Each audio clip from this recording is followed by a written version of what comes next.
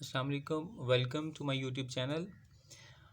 आज के हम अपनी इस वीडियो में इंग्लिश कोड 508 का लेसन नंबर 13 पढ़ने जा रहे हैं, जो कि है सेंटेंस सिमेंटिक्स। पिछले में हमने पार्ट 1 पढ़ा था सिचुएशंस के बारे में। अब हमने पार्टिसिपेंट्स के बारे में पढ़ना है। पहले हमने ये देखा कि कौन सी ऐसी सिचुएशंस होती हैं जिसकी वजह से हमें सेंटेंस की जो सिमेंटिक्स है वो समझ आती हैं। उसमें हमने वर्ब्स के बारे में तस्करा किया था, हमने मूड के बारे में तस्करा किया था, हमने मोडेलिटी के बारे में तस्करा किया था कि जो इवेंट्स हो रहे हैं उनको किस तरह से, फिर हमारी जो इन्फॉर्मेशन की सोर्स से आती थी, फिर हमने उसके बारे में तस्करा किया था। इसमें हमने पार्टिसिपेंट्स के बारे में बात करनी है कि जो पार्टिसिपेंट्स हमारे पास इस चीज़ में शामिल हो रहे होते हैं, जो पार्टिसिपेट्स कर रहे होते हैं सेंटेंस के अंदर, जो एक्शन कर रहे होते हैं या जो एक्शन रिसीव कर रहे होते हैं, क्या हो रहा होता है, पार्टिसिपेंट्स क्या करते हैं, उसके बारे में हम पढ़ेंगे। तो चलें स्टार्ट करते हैं। बिफोर स्टार्टिंग आप लोगों से रिक्वेस्ट है कि प्लीज़ चैनल को ज़रूर सब्सक्राइब कीजिएगा और अपना फीडबैक ज़रूर दीजिएगा। Classifying participants, a set of semantic choices which face a speaker seeking to describe the situation. How to portray the roles of an entity involved. Some roles have a number of labels in semantics such as participants roles. ठीक है जी, मतलब ये उन्होंने कहा कि semantic की कुछ choices होती हैं जो speaker seeking to describe a situation, मतलब जो सिचुएशंस को देख के डिस्क्राइब किया जाता है या किसी भी चीज़ का जो रोल है एंटिटीज़ का वो बताया जाता है। तो फिर कुछ रोल्स हैं, पार्टिसिपेंट्स के रोल्स हैं। सबसे पहले एलन ने 1986 में उसने पार्टिसिपेंट रोल्स का, फिर डीप सीमेंटिक केसेस कहा गया फिल्मोर ने, सीमेंटिक रोल्स का गिवॉन ने, और थीमेटिक रोल्स का डॉटी ने और जैकेंडॉफ ने। ठीक है जी। अब थीमेटिक रोल्स मतलब ये सारे एक ही हैं। किसी ने पार्टिसिपेंट रोल कह दिया, किसी ने सिमेंटिक केसेस कह दिया, सिमेंटिक रोल्स कह दिया, किसी ने थीमेटिक रोल्स कह दिया। ठीक है। Thematic roles were introduce in generative grammar during the mid 1960s and early 1970s। In thematic roles entities are described by the action of the verb. ठीक है। जब वो कह रहा है जी थीमेटिक रोल्स है क्या, कि इसमें क्या किया जाता है कि हम एंटिटीज़ को डिस्क्राइब करते हैं एक्शन ऑफ द वर्ब से। Thematic roles can be defined as the roles that reference of an arguments of a verb play in the event or as the state that the verb denotes।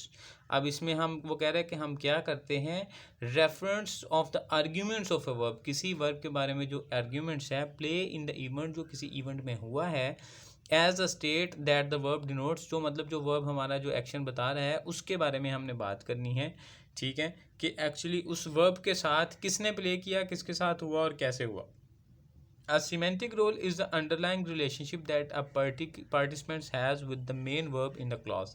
अब semantic role क्या है कि जो हमारा participants है उसका verb की main clause के साथ क्या role है। Grammatical relations subject object are morphosyntactic। ठीक है, मॉर्फोसिंटैक्टिक ये वो जो रिलेशंस हैं हमारे various semantic roles, agents, patients, instruments are conceptual notions, ये हमारे कॉन्सेप्ट्स बेस्ड होते हैं। Semantic roles do not correspond directly to the grammatical relation. अब जो सिमेंटिक रोल्स हैं उनका डायरेक्टली ग्रामेटिकल रिलेशंस के साथ कोई ताल्लुक नहीं होता। आगे जनाब थीमेटिक रोल्स की जब बात करते हैं, नंबर 1 पे हमारे पास आ जाते हैं एजेंट, पेशेंट, थीम और एक्सपीरियंसर। अब इसमें कौन कौन क्या काम कर रहा है उसमें पता चलेगा। Agent is the initiator of an action, of some action capable of acting with volition. ठीक है जी, वोलेशन का मतलब होता है विलिंग टू डू समथिंग और has capability to do something, मतलब कोई ऐसा बंदा या कोई ऐसी एंटिटी जो कोई एक्शन लेता है या जिसमें कोई एक्शन लेने की सलाहियत हो। For example Rashid cook the meat. अब राशिद यहाँ पे एजेंट है because he has the ability to cook something. आगे है जी patient is the entity person undergoing the effect of the main action of a verb और undergo some changes in the state. For example John cut down these bushes. ठीक है। अब आगे है जनाब पेशेंट्स की बात की है। पेशेंट क्या होता है कि जो किसी जिसके ऊपर मेन एक्शन या वर्ब की वजह से उसके अंदर कुछ चेंजेस आते हैं। फॉर एग्जांपल बुशेस, ये मतलब इनको कट किया जा रहा है। Theme is the entity person which is changed और moved by an action of a verb or whose location is described by the verb. ठीक है।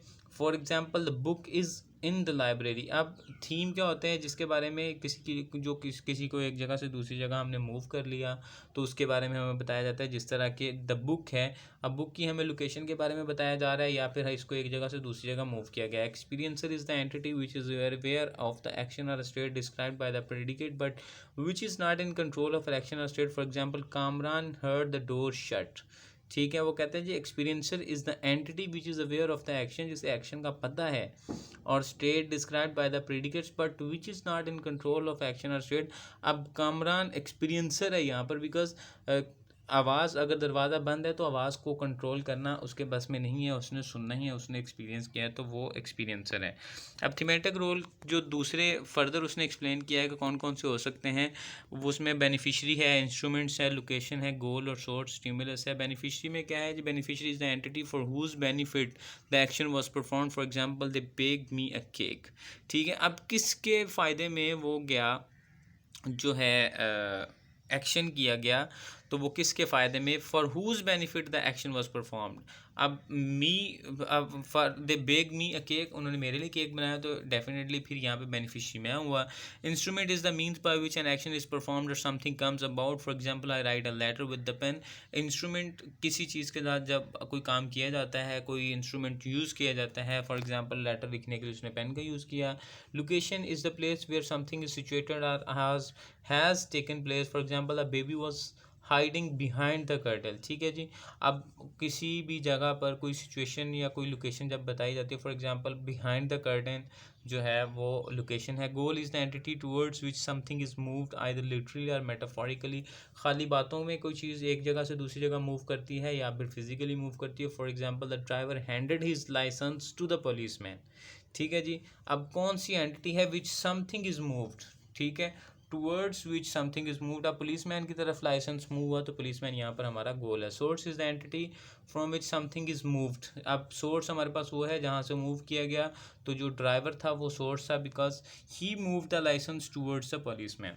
ठीक है जी, आगे for example I took the pen from the drawer. अब यहाँ पे उसने कहा कि यहाँ पे क्या कौन सी हमारे पास जो सोर्स था वो ड्रायर था जहाँ से मतलब पेन को लिया गया। Stimulus is the entity causing an effect usually psychological during an experience, for example the noise of the horn frighten the passenger. Stimulus वो एंटिटी है जो कोई इफेक्ट क्रिएट करती है, और जो तो नॉइस है, जो शोर है, वो हमारे पास यहाँ पर स्टिमुलस आ जाएगा। आगे है जनाब आइडेंटिफाई थीमेटिक रूल्स की जब हम बात करते हैं, कहते हैं जी सम writer suggests that an agent displays volition and is a particular type of more general thematic roles acted where actor express a participant which performs affection and controls। ये पुरानी बातें उसने की हैं, थोड़ा सा उसने इसको एक्सप्लेन किया है। Situation denoted by the predicates, actor is an animate is not an animate entity while comparing patient and themes. Patients is reserved for an entity acted upon changed by the verbs action. Theme is an entity moved in literal and figurative sense by the action of the verb but constitutionally unchanged। Awais shattered the rock, Awais throw the rock।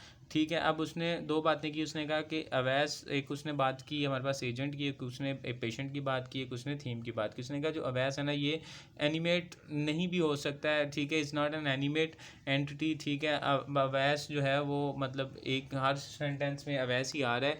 ठीक है, Awais change नहीं हो रहा।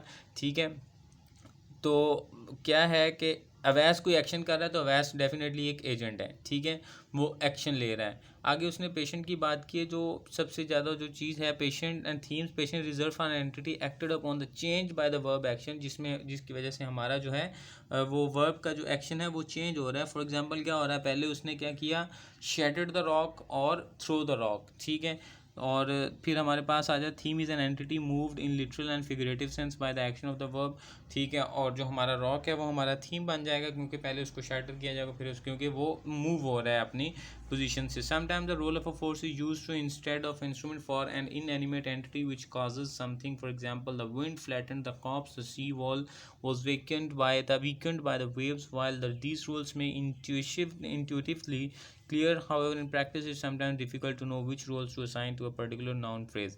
अच्छा, वो कह रहा है कभी कभी ऐसा होता है कि जो हमारी फोर्स होती है, जो एक नेचर की एक ताकत है, वो हमारे इंस्ट्रूमेंट का काम करती है। जिस तरह उसने कहा कि जो आंधी थी, the wind flattened the crops, उसने मतलब फसलों को फ्लैटन कर दिया। अब यहाँ पे क्या कहेंगे, क्योंकि सारा काम तो विंड नहीं किया, इंस्ट्रूमेंट वाला काम तो इसने कर दिया। फिर उसने कहा कि the sea wall was weakened by the waves. अब वेव्स का मतलब एक अमल है कि वो आती हैं और टकराती हैं, उसकी वजह से जो सी वॉल जो थी वो वीक हो गई। तो उसने कहा कभी कभी ऐसा भी हो जाता है, और ऐसी सिचुएशंस में फिर काफ़ी ज़्यादा डिफ़िकल्टीज़ होती हैं कि उनको कौन सा हमें देना चाहिए, रोल देना चाहिए। तो किसी भी चीज़ को रोल देने से पहले ये देख लेना चाहिए कि ये फोर्स में आ रहा है या ये फिर इंस्ट्रूमेंट में आ रहा है। क्योंकि जो फोर्स होती है वो गैर अरादी एक अमल होता है कि जो मतलब जो नेचुरली एक प्रोसेस चलता रहता है। जो इंस्ट्रूमेंट होता है उसको जिसे कॉन्शियसली यूज़ किया जाता है। Problems with the thematic roles, अब कुछ प्रॉब्लम्स है उसके बारे में बताया। First problem about delimiting particular roles, the extreme case would be to identify individual thematic roles for each verb. Thus we would say a verb like beat gives two theta roles, beater roles and beaten roles। ठीक है, जो वो कह रहा है कि इसका मतलब है कि हमारे पास जितने भी verbs होंगे उन सब के लिए फिर हमें अलग अलग से एक थीमेटिक रोल्स बनाना चाहिए। ये उसकी एक लिमिटेशंस आ गई हैं, ये 2 लिमिटेशन है, याद रखिएगा, ये आपको एग्जाम में आ भी सकती हैं। ठीक है, फॉर एग्जांपल उसने कहा कि जिस तरह हमने अब बीट की बात की, तो अब 2 बातें हो सकती हैं, या तो वो बीटर रोल हो सकता है या बीटन रोल, मतलब या तो वो as a beater role play करेगा या वो एज ए बीटन रोल, मतलब या वो मारने वाला होगा या मार खाने वाला होगा। ठीक है जी, तो आगे है जनाब second problem, how do we define theta roles in general, that is what semantic basis do we have for characterizing roles facing both these problems. Shorty proposes solutions where theta roles are not semantic primitives but are defined in terms of entailment of the predicates। फिर उसने कहा कि फिर हमें कैसे पता चलेगा कि सिमेंटिक बेसिस के ऊपर कौन सा किसका कैसा रोल चल रहा है और कौन सा कैसे प्रॉब्लम्स फेस कर रहे हैं। तो इसके लिए जो डाउटी था उसने ये बात कही कि ऐसा नहीं है किसी चीज़ को हम देखते हुए उसका रोल नहीं दे देंगे, बल्कि हम ये देखेंगे कि वो किस जगह पे यूज़ हो रहा है, उसके साथ इंटेलमेंट्स क्या चल रही हैं, बाकी जो सेंटेंस है वो क्या उसके बारे में बता रहे हैं, तो फिर जाके ये बात बनेगी। तो that was all about this lesson, hope so कि आपको अच्छे से समझ आ गई होगी। प्लीज़ चैनल को सब्सक्राइब कीजिएगा, वीडियो को लाइक कीजिएगा, शेयर कीजिएगा। Thanks for watching.